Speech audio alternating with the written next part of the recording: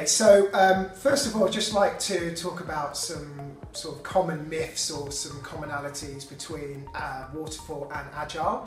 So the first thing to say is that whatever delivery methodology mechanism you're using, there are always common themes. So for example, there's always a need to talk about scope and requirements. That's about what we want to do, how we're going to do it. There's a design, which is the blueprint, the instructions for what we want to produce as a set of products.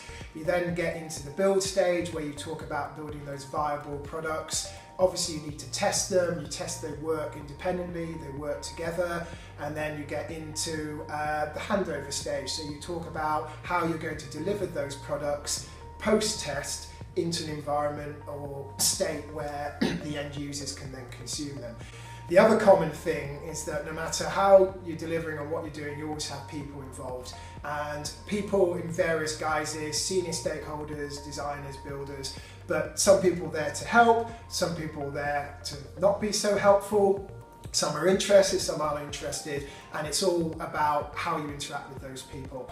So that's the first thing, is that waterfall agile do have commonality. Interesting thing about waterfall is it's not necessarily waterfall. So although in your mind you might think about steps which lead one after the other in a serial fashion, unless you're delivering sort of widgets on a car production line, actually personally I've never delivered any program or project that didn't have a certain amount of parallel working between tasks in a waterfall situation. So actually waterfall you can still deliver in a reasonably good time frame, even though you are, sort of technically in a waterfall state.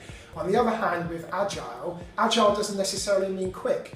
Depending on the strength of a product owner and the minimum viable product and what you're trying to achieve, the number of defects you find, actually agile can be a little bit slower, and it's not always possible to know when the end date is as well, which actually causes some problems in itself. So that's just a few sort of common things and sort of myths to dispel there with those two methodologies.